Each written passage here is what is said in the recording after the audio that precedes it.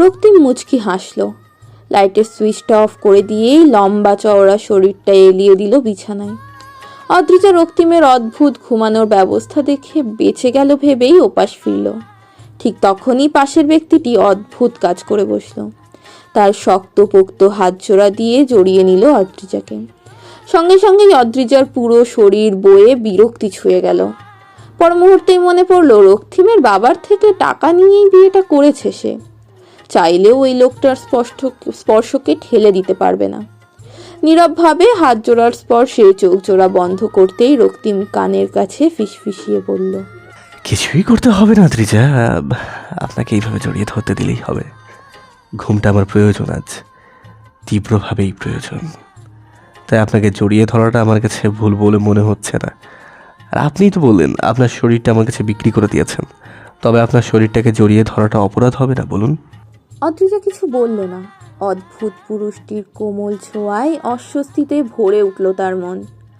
আজকে তার ছোঁয়া স্পষ্ট বলছে তার ছোঁয়ায় কোনো কামনা নেই, নেই কোনো লালসা। অদ্রিজা হাঁসফাঁস করল।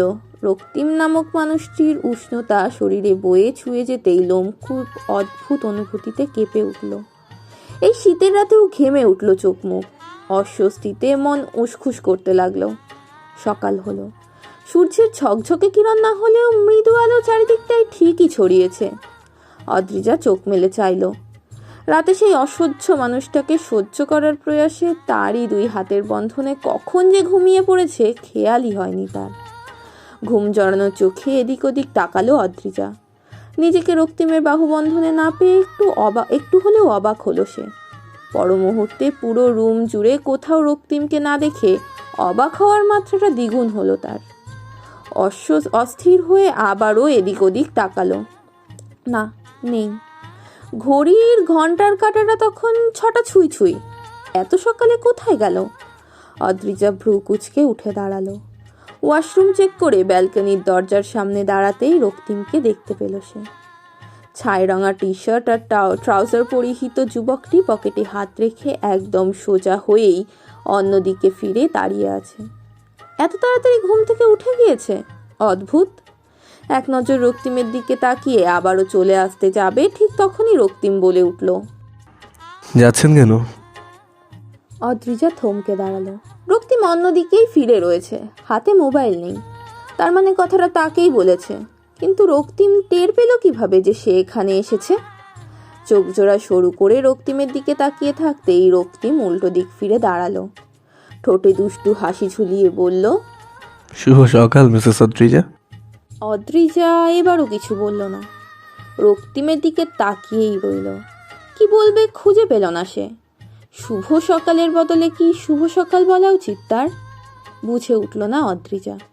চুপচাপ দাঁড়িয়ে থাকতেই রক্তিম এগিয়ে এলো। চোখ টিপে ফিসফিসিয়ে বলে উঠল, কি ব্যাপার বলুন তো? আমার প্রেমে টেমে পড়ে গেলেন না তো? সকাল সকাল ঘুম থেকে উঠে আমায় খুঁজে বেড়াচ্ছেন যে? একদিনে জড়িয়ে ধরায় এতটা অস্থির হয়ে পড়লেন আমার জন্য? তাহলে তো আপনাকে রোজই জড়িয়ে ধরে ঘুমানো উচিত। আপনি আরও অস্থির হয়ে ভালোবাসতে শুরু করবেন আমায়, কি বলেন? অদ্রিজা চোখ মুখ কুঁচকে তাকালো, ঠোঁট চেপে বলল, মোটেও তেমন কিছু না বিষয়টা। আর কোনো অস্থিরতাও নয়। আপনি রুমে না থাকলে ভালোভাবে ঘুমানো যেত, তাই দেখছিলাম। আর ওই যে বললেন না ভালোবাসা, সেটার প্রশ্ন তো আসছেই না মিস্টার রক্তিম। রক্তিম মুচকি হাসল। অদ্রিজার একেবারে কাছাকাছি গিয়ে বলল, ধরুন আপনি চাইলেন আমায় ভালোবাসতে, আমাকে চাইলেন, খুব করে চাইলেন, আমার জন্য অস্থিরভাবে দিনরাত পার করলেন। বিষয়টা দারুণ হবে না? অদ্রিজা দুপা পিছিয়ে রক্তিমের থেকে দূরে গিয়ে দাঁড়ালো। দৃঢ় কণ্ঠে বলল, না, খুব বিশ্রী এবং জঘন্য হবে। আর এই বিশ্রী ও জঘন্য বিষয়টা কখনোই ঘটবে না রক্তিম, আমি বলছি। আর আমি বলছি ঘটবে, খুব শীঘ্রই ঘটবে অদ্রিজা। খুব শীঘ্রই কোনো এক সন্ধ্যা, কিংবা কোনো এক সকাল, কিংবা হতে পারে কোনো এক অন্ধকার রাতে আপনি আমার সামনে এসে বলবেন ভালোবাসি। অদ্রিজা বিরক্তি নিয়ে তাকালো। রক্তিম কথাটা বলেই বাঁকা হাসলো। অদ্রিজার পাশ কাটিয়ে যেতে যেতেই বলল, রেডি থাকবেন, আমি যাওয়ার সময় আপনাকে দিহানের কাছে নিয়ে যাব, তারপর ভার্সিটিতে ছেড়ে দেবো।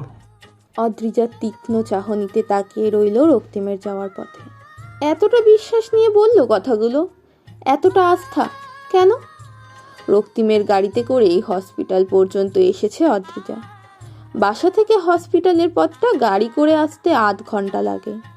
এই 8 ঘন্টা রক্তিমও তার সাথে কথা বলেনি, সেও রক্তিমের সাথে কথা বলেনি। নামার সময়ও কিছু বলেনি রক্তিম। হসপিটালের সামনে গাড়ি থামিয়ে নিজের মতোই চুপচাপ বসে রইল। অদ্ভুত, রক্তিম কি অদ্রিজাকে ইগনোর করছে? অদ্রিজা বুঝে উঠল না। মিনমিনে চাহনিতে পেছনে রক্তিমের দিকে বার কয়েক তাকিয়ে থেকেই পা বাড়ালো সামনে। হসপিটালের দিহানের কেবিনের সামনে গিয়েই পা জোড়া জমে গেল তার। দিহান এখন কথা বলার অবস্থায় আছে। কি বলবে সে? দিহান তার কথার উত্তরেই বা কি বলবে? ঠক, প্রতারক উপাধি দিয়ে কথা বলবে কি? অদ্রিজা ভাবতে পারল না। কাপা হাতে দরজার পর্দাটা সরিয়ে দিহানের দিকে তাকালো। ঘুমোচ্ছে সে। অদ্রিজা দূর থেকেই দেখল। কাছাকাছি যাওয়ার সাহস সঞ্চয় করতে পারল না নিজের মধ্যে। কাছে গেলে যদি দিহান জেগে যায়, জেগে উঠেই যদি বলে বসে, দ্রিজা, আমায় একটিবার সুযোগ দিলে না কেন? কেন আমায় প্রতিশ্রুতি দিয়ে অন্য কাউকে জীবনের সঙ্গী করে নিলে? কি উত্তর দেবে সে? মুহূর্তেই চোখ টলমলিয়ে উঠল অদ্রিজার। আর এক মুহূর্তেও না দাঁড়িয়ে তাড়াহুড়ো করে সরে গেল সেখান থেকে। জোরে জোরে শ্বাস ফেলে দ্রুত পা ফেলে বেরিয়ে আসলো হসপিটাল থেকে। যেন এক প্রকার পালিয়ে আসলো সে। সেদিনের পর 7-7টা দিন কেটেছে। এই 7 দিনে রক্তিম অদ্রিজার সাথে প্রয়োজন ছাড়া একবারও কথা বলেনি। রক্তিম বাসায় ফিরলেই অবাক হয়ে চাইতো অদ্রিজা। এই ছেলেটিকেই মন থেকে অভদ্র অসহ্য লোক বলে মনে করতো সে। কিন্তু এই 7 দিনে পুরো পাল্টে গেল যেন যুবকটি। এই 7 দিনে কথায় কথায় একদমই কাছে আসার চেষ্টা করেনি। মুখের কাছাকাছি মুখ এনে বাঁকা হেসেও কথা বলেনি। টেরা বেঁকা দাঁতগুলোর ঝলক দেখিয়ে হুহা করে হেসেও ওঠেনি। ফু দিয়ে কপালে পড়ে থাকা চুলগুলোও উড়িয়ে দেয়নি। সদা সর্বদা চুপ থেকেছে।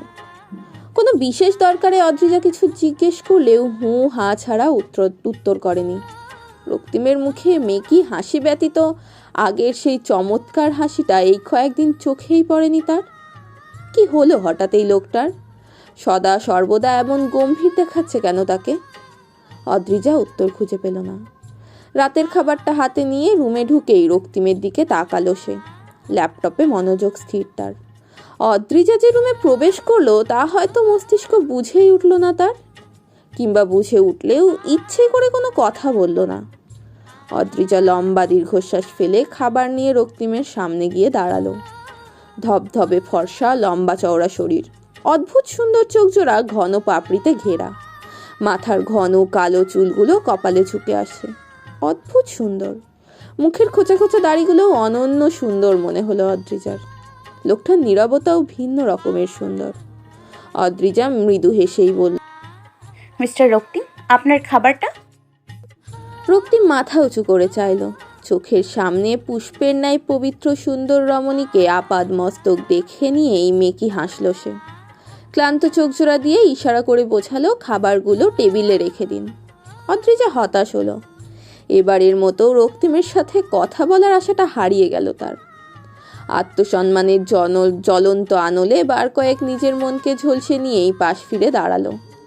খাবারটা টেবিলের উপর আওয়াজ করে রেখেই সামনের চেয়ারে বসে পড়ল। অদ্ভুত, এই লোকটা তার সাথে এমন করছে কেন? শুরু থেকে তো তা এমন ছিল না। তাহলে হঠাৎ এমন পরিবর্তন কেন তার মাঝে? আসলেই কি রক্তিমকে যেমনটা ভেবেছিল রক্তিম তেমন নয়? রক্তিমের বাবার কথাই কি তাহলে সত্য? প্রশ্নগুলোর কোনো উত্তর পেল না অদ্রিজা। চেয়ারে বসে হাত জোড়া বুকে ভাঁজ করে দেখতে লাগলো রক্তিমকে। শক্তপোক্ত দেহের এই যুবকটি দেখতে মাত্রাতিরিক্ত সুন্দর। তাই বোধহয় মেয়েরা এই সুপুরুষটিকে সহজেই ভালোবেসে ফেলে। আর রক্তিমও কি কোনোদিন কোনো মেয়েকে ভালোবেসেছে? সঙ্গে সঙ্গেই তাচ্ছিল মাখা হাসি ফুটল মুখে। ধুর, এই লোকটি আবার ভালোবাসতে পারে নাকি? নিজের ভাবনাগুলোকে ঝুড়ি ঝুড়ি দোষারোপ করে খাটের এক কোণায় শুয়ে পড়ল। গত 7 দিন রক্তিমকে ঘুমাতে দেখেনি অদ্রিজা। জানে আজও ঘুমাবে না।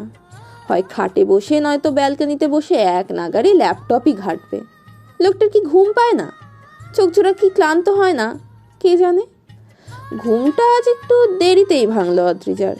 যখন বোধ হলো সকাল হয়েছে তখন প্রায় 9টা বাজে।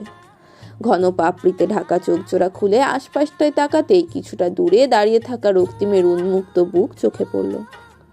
সঙ্গে সঙ্গেই ভ্রুজোড়া কুচকে নিয়ে উঠে বসলো অদ্রিজা। গম্ভীর দৃষ্টি ফেলে পরখ করতে লাগলো সামনের যুবকটিকে।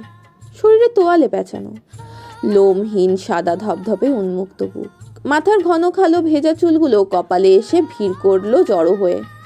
মুখের খোঁচা খোঁচা দাড়িতেও বিন্দু বিন্দু পানি, চোখ জোড়া লাল টকটকে হয়ে আছে, চোখে মুখে অদ্ভুত গম্ভীরতার ভিড়।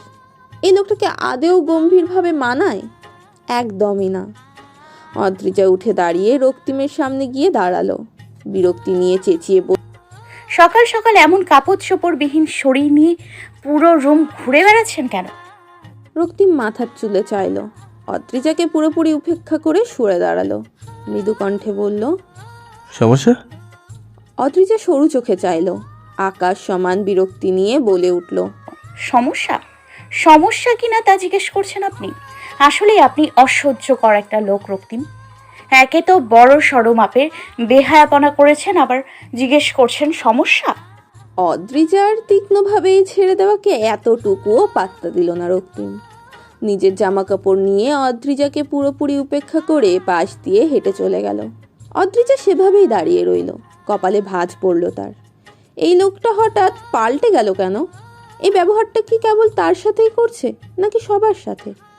রক্তিম রেডি হয়ে বের হওয়ার সাথে সাথেই অদ্রিজাও কোনোভাবে শরীরে একটা শাড়ি পেঁচিয়ে বের হলো রুম থেকে। ড্রয়িং রুমে বসে থাকা রিয়াজ সাহেব চায়ের কাপে চুমুক দিচ্ছেন। রক্তিমকে দেখেই চশমার ফাঁক দিয়ে চাইলেন তার দিকে। রক্তিম দরজা পর্যন্ত যেতেই গম্ভীর কণ্ঠে বলে উঠলেন, রক্তিম। রক্তিম পাজোড়া স্থির করে দাঁড়ালো। ভ্রুজোড়া কুচকে নিয়েই সোফায় বসে থাকা রিয়াজ সাহেবের দিকে ঘাড় ঘুরিয়ে চাইল। তীব্র বিরক্তি নিয়ে চেয়ে থাকতেই রিয়াজ সাহেব বললেন, আমার রুমে এসে তো একটু। রক্তিমের বিরক্তি এবার আকাশ ছুঁয়ে গেল যেন। কপাল কুচকেই বলে উঠল সে, আপনার আর আমার মাঝে বিজনেস পার্টনার ব্যতীত অন্য কোনো সম্পর্ক নেই মিস্টার মাহমুদ, প্লিজ ভুলে যাবেন না কথাটা। আর আমাকে এইভাবে আপনার রুমে যাওয়ার আদেশ দেওয়ারও অধিকার আপনার নেই, মাইন্ডেড। রিয়াজ সাহেব হতাশ চাহনি ফেলল। চায়ের কাপটা একপাশে ঠেলে রেখেই বললেন, রক্তিম, তুমি না মানলেও আমি মানি আমি তোমার বাবা। তোমার মাও বোধহয় তাই মানে। এখন তুমি কি তোমার মাকেও বলবে সে তোমার মা নয়? যদি ধরেও নেই আমরা তোমার বাবা মা নই, তাও কি এসে যাই? তুমি সত্যি কি আমাদের ছেলে না? তুমি অ্যাকচুয়ালি বিগড়ে গেছো রক্তিম। তোমার মস্তিষ্কটাই বিগড়ে গেছে, নয়তো নিজের বাবা মাকে অস্বীকার করতে। কথাগুলো শুনে রক্তিমের চোখ মুখ হঠাৎই অদ্ভুত পরিবর্তন নামলো। চোখে মুখে ফুটে উঠল অদ্ভুত রকমের হিংস্রতা, ঘৃণা আর রাগ। কপালের রগটা সঙ্গে সঙ্গেই ফুলে উঠল যেন। চোখজোড়া লাল টকটকে হয়ে উঠল দ্রুত। রাগে সামনের চেয়ারটাকে এক লাথি মারতেই চেয়ারটা গিয়ে গড়িয়ে পড়ল অদ্রিজার পায়ে। কাঠের ভারী চেয়ারটা পায়ের উপর পড়তেই ব্যথায় কনকনিয়ে উঠল পায়ের মাংসপেশি। মুখ দিয়ে অস্ফুট সুরে বেরিয়ে আসলো, চোখ টলমলিয়ে উঠল সঙ্গে সঙ্গে। তীব্র ব্যথায় মোমের মতো সাদা তুলতুলে মুখটা হয়ে উঠল নীল। অস্ফুট স্বরে কাতরে উঠেই বসে পড়ল সঙ্গে সঙ্গে। পায়ে হাত দিয়ে চেপে ধরেই কপাল কুঁচকে তাকালো রক্তিমের দিকে। রক্তিমকে আগের মতোই হিংস্র দেখাচ্ছে। চোখে মুখে এখনো সেই প্রখর ঘৃণা। জ্বলন্ত চাহনিটা এখনো ঠিক ততটাই জ্বলন্ত। অদ্রিজা নামক মেয়েটি যে তার দেওয়া ব্যথায় কাতরে উঠল তা তার বোধই হলো না বোধহয়। কিংবা হয়তো বোধ হলো, তবে তা হয়তো তার কিছু যায় এসে যায় না।